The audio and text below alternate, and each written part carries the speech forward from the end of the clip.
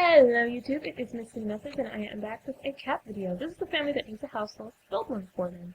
They just had a new girl and they need a house. So this build only took me about 35 minutes to do, which was surprising. I thought I was on here for like 2 or 3 hours. But I was driving home on a bus and I just saw this one-story house that had the garage off to the side, and it's not like that's a rare thing, but this just inspired me for some reason to create a Sims house to have a similar effect to it. So this is my best attempt at that. It's a little one-story, and I think the results are pretty, let's say spectacular. I think the results are pretty good. It ended up more like something you would see in real life.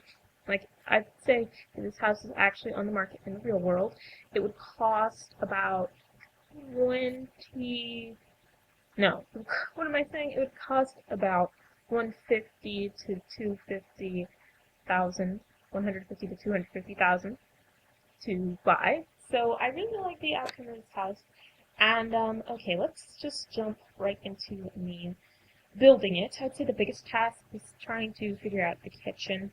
I build and buy. I switch between those two in weird order because I have no perception of size of a room, so I have to kind of jump back and forth and look at, okay, let me make a room, okay, let me try putting furniture in it, oh, the room's too big, let me go back so I can edit the room, oh, blah, blah, blah, this and that, and it was just kind of a jumping process for me, getting everything in order. And also, the placement of the garage made creating the kitchen around it kind of extremely awkward, so it's a lot of me deleting and adding and moving and re-establishing cabinets, and I couldn't for some reason figure out what cabinet type I was supposed to use to put an island, but just putting a table kind of just looked too small, so I kind of went back to the idea of having an island. But, eventually I was able to figure out how that was done. And I replaced all the lights I was using for lodge lights because A, they look better, B, they're more luminescent, and C, they were cheaper and not in my way. Not that the price really matters here, I was using motherload sheets, obviously.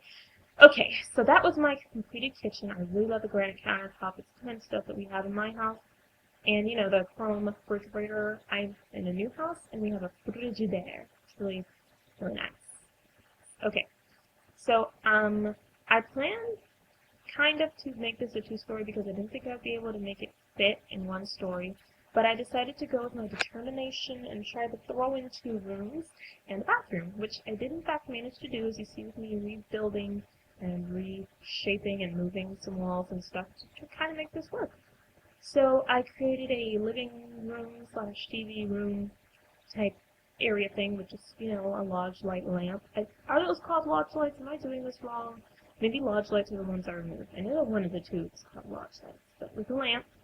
And I ended up cutting back the wall a little bit to be against the TV, just so that I wasn't in an awkward big old gap between the TV and the couch, or between the TV and the wall. And then I kind of went in and did the floors for everything, and the roofs, the roofing took me a little bit of time because I couldn't quite get it perfect, but it was no big deal. And then I did the masonry and wallpapers and all that jazz to get everything, within decoration standards. And then I started adding in windows because, duh.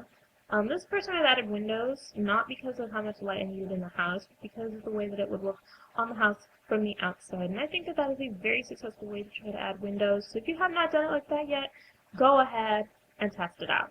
And then after I kind of had that foundation built and windows put in and my plan set, it was actually really, really easy to bring the house back down, throw in all the furniture that I needed, and get everything in order and add some decorations.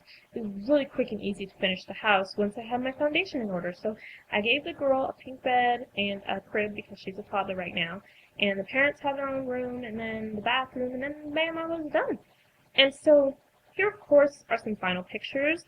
I have some that you're seeing right now of just the house and all its parts. And in just a moment, you'll see some pictures, in which case, 3-person family with, the new couple and their young daughter. You'll see them enjoying their lovely, lovely house. I really like this house, you guys. It looks so something like you'd see in real life, and I just really like it. So I'm thinking of putting it on the market. I don't know if I want to make this an expensive house though, whereas you have to have 200,000 simoleons to buy it, or like 16,000 simoleons. Maybe that's more realistic because it's simoleons, or possibly just like one simoleon so anybody can have it if they want it for their game. I don't know. You guys tell me what you want. Please follow me on Twitter, MsSunnyMuffins. I have I have many more updates on there.